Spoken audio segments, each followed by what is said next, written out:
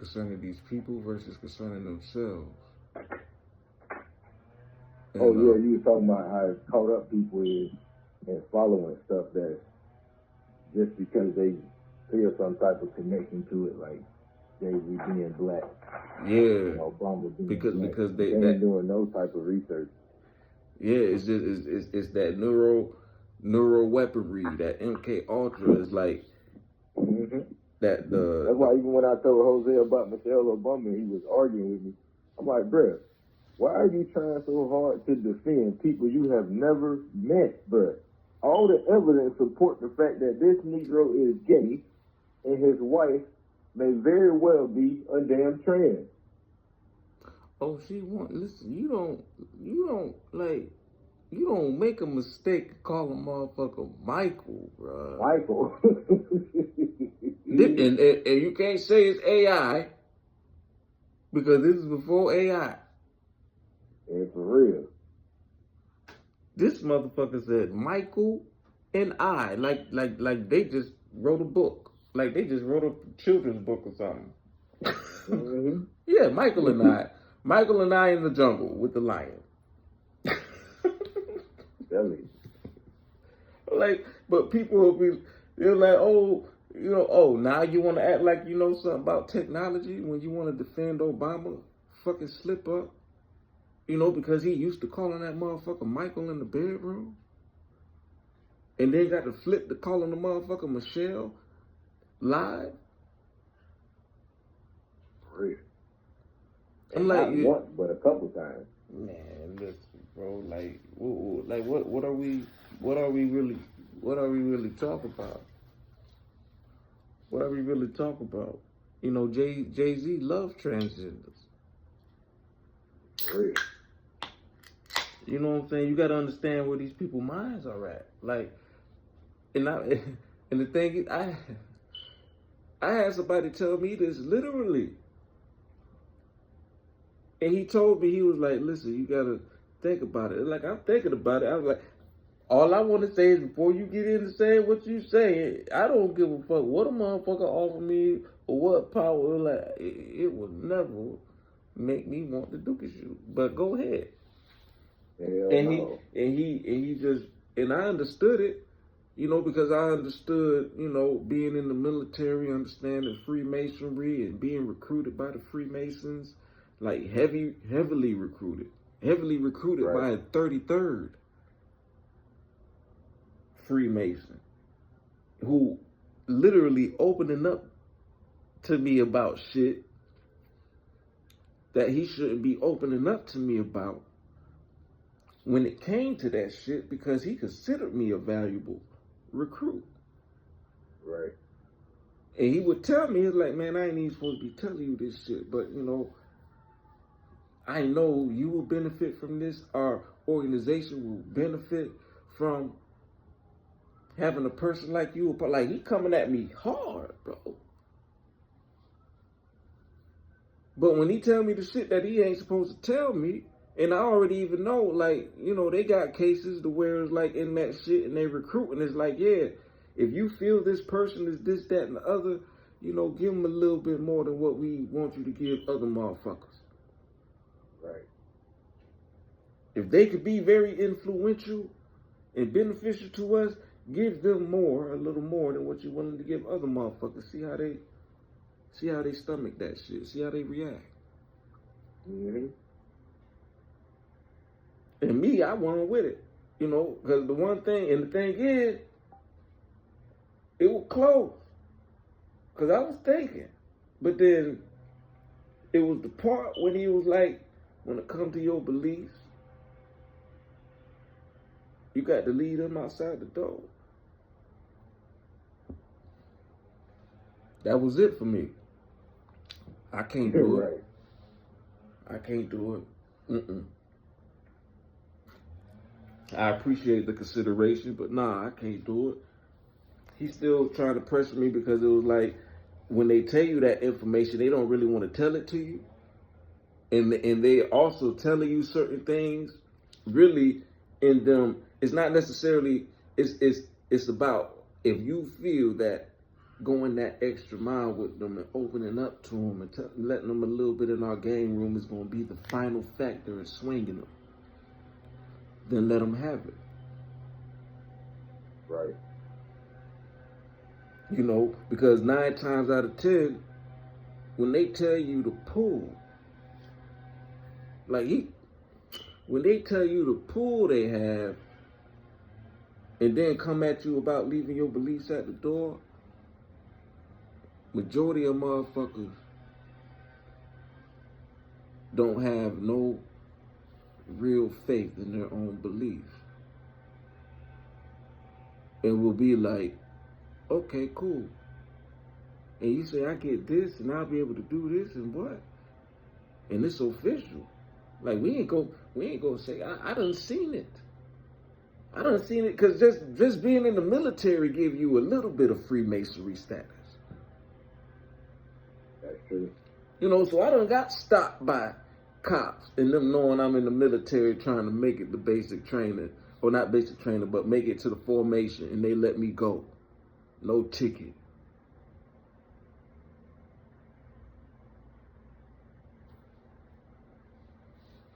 Because when you're in the military, you pretty much in Mason country. You ain't lying.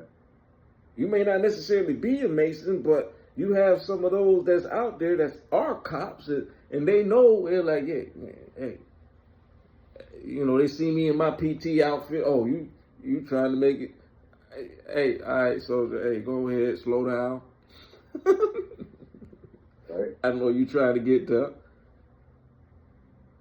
You think a real cop doing that shit, bro? No. Hell no. So just imagine if you part of that sorority. Man, ain't no tickets. All the shit that motherfucker get deemed, ain't no tickets. Ain't no cases.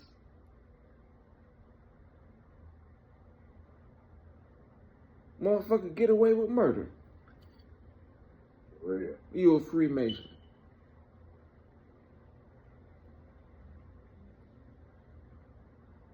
I'm talking about everything white.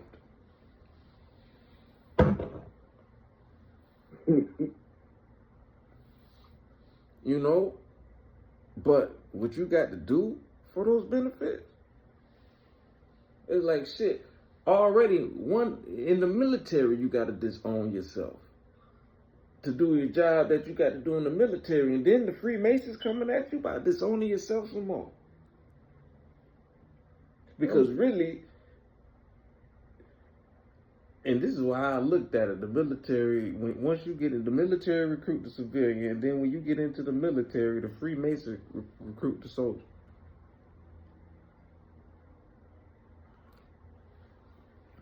Because in the military, the Freemason can recruit the soldier, and then they can talk them into doing 20 years. You know, this ultimate game room shit. They don't really want motherfuckers like me to come in that bitch and get out in 4 to 8 years. They at least want you to do 10. They at least want you to do 10 in the military to really get you to where you need to be mentally. That 2 to 4 to 8 year shit, they don't really want you because it's like it's too much information we done gave you. And then you haven't been here long enough for us to, so to speak, some motherfuckers, they've been in there 8 years, they get fucked up, but still 8 years, when it comes to them, it still ain't enough. We need the double digits. We need 10 to 15. And if we can get you in there for 20, 25, that's all gravy. We ain't got to worry about you so much when you get out. But the motherfuckers like me, medical issues, out in 4 years, it's different because I still got everything that the motherfuckers from 20 years got. I just ain't stay in as long to get all the rank that they got. But I still got everything that they got. The thing is, y'all don't got all the way to control over my mind. Which is why they be heavy on when it come to recruiting. And when it come to, like, when you in the military and it's time to re-enlist, Motherfuckers be on your ass, bro. The NCOs that was treating you like shit, they start being nice to your ass. Straight up. You know what I'm saying? And I was an E4 at the time, so they dangling over my head. I was an E4P, getting ready to go to school, but you know my out processing was fucking with it. And the thing is, I was supposed to been the E4P, but I had lost rank. You know, because you know I'm always going against them motherfuckers when it comes to my respect or respecting me and shit. So I lost rank, you know, a couple times. So I was supposed to be an E5. You know, I knew my job. But when that time hit, it was like time for me to get out. I was like, nah, bro, because the most important thing is my family. You know, and the thing is, I would have did 4. If I ain't have no wife, I ain't have children, I would have did another 4. No more than that. No more than that. But I would have did another 4. But unfortunately, I had a wife and I had children. So it was purpose for me to get out at that time because that's what's more important. My marriage on the rocks. And it's like, shit, my children, babies, and y'all trying to send me right back over there after we just got back? Yeah, they want to keep your ass. And of course, the money get good going to E5 from E4. The money get gravy as fuck. But man, that shit don't overtake the importance of my family and shit being right with my family. And you know, and the fact is, y'all also trying to like these issues going on in my family, and we just got back from war. With y'all lying to us about this Saddam Hussein shit. And then now we get back and we don't unpack nothing. I know what that means. We about to get shit right back out, which was, I barely made the stop loss. I barely made it. I was like the 3rd person from getting cut off. Like the dude walk in while we out processing, and he come like 3 people from me and stop right there and said, "Y'all motherfuckers need to go back to y'all unit." I was like, "What?" And I'm sitting, I'm third, I'm like, and I'm safe, but I'm just looking at, I'm like, damn, like, cause I'm like right here, like the nigga right there, yeah, from here on back.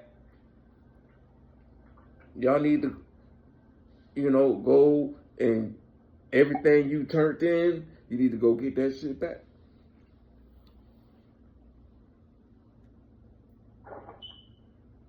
So I'm seeing right then, like, okay, I was supposed to get out right now. That shit happening like this, I'm only 3 people. I'm like, well, shit, what's 3 more motherfuckers? I'm right here. And I'm looking at their facial expressions, they like, I'm like, damn. I'm like, that's cold. Stop loss. Motherfucker, your time is up. You don't want to re-enlist. But since we got another deployment coming up,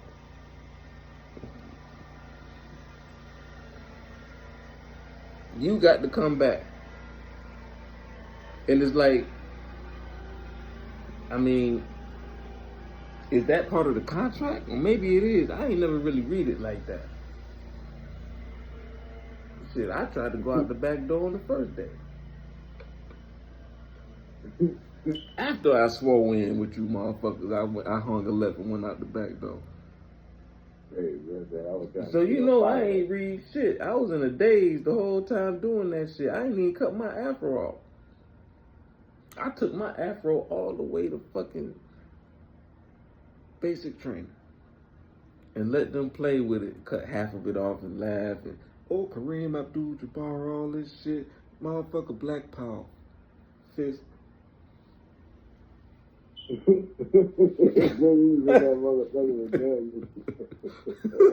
Motherfucker, Black Power.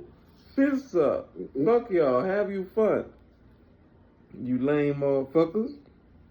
Yeah, 'cause they let them Satanist motherfuckers come in there, and they know they be Satanists, and they don't say a damn thing to them. You want to fuck with a nigga by the throat. That's why I quit ROTC. They said, man, you got to cut your hair, Lake Brantley. I said, well, no, y'all got to find me another class. Yeah, because you're like ROTC, and that's the whole thing about ROTC. Is like, listen, man, y'all ain't regular duty. Mm-mm. It's like, I understand you trying to prepare a motherfucker, but listen, we still civilians out this bitch. What you mean? I gotta cut my hair. Just teach me how to march, motherfucker. You feel me? For real. Yeah, just teach me how to march and to do the shit with my BDUs and all that shit. I like, I shouldn't have to cut my hair. Like, I'm still up under my parents. You ain't lying. This is just a goddamn class. That's what I told him. I said, man, this high school, I ain't gonna cut my ass. Me and my boy Jay, he had dread. I had my braids. We got kicked out the same day.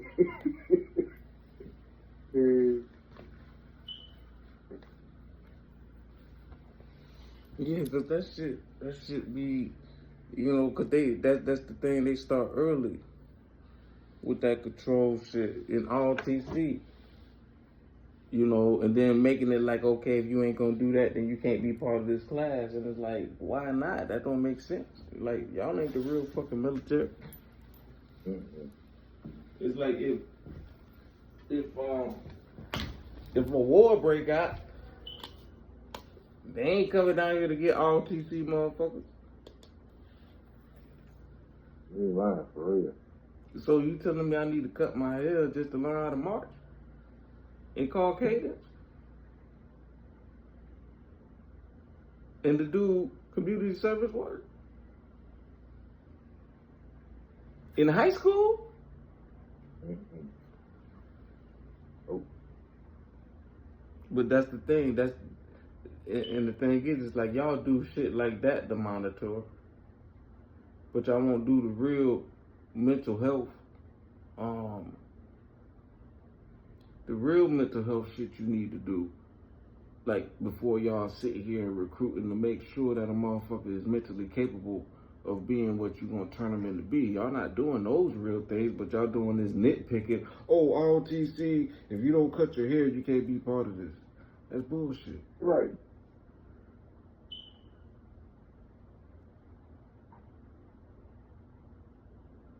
You know, I could be thinking about it, but then I go through that shit and it's like, nah, fuck that shit.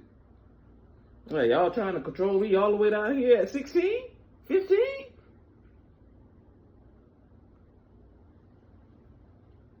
Trying to tell me how to cut my hair? Shit, I already got my dad giving me soup bowls.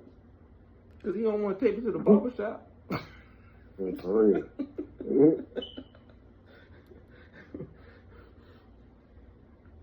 Like, shit, I'm still trying to have a tight fade before my 12th grade year out. And I'm just 15. Got my dad, he don't want to go to the barber shop because he on this cheap shit. He want to cut hair, soup bowl a nigga up.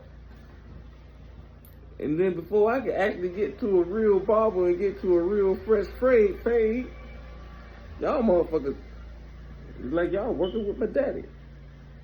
Mm-hmm. Y'all want to soup bowl me up too. I'm trying to get out of the soup bowl society. You know, I'm at the crib being controlled by my pops. He don't want to take me to get a real haircut. He want to soup bowl me up, and then I go to y'all motherfuckers. Y'all want to tell a motherfucker how to do this? Nah, bruh.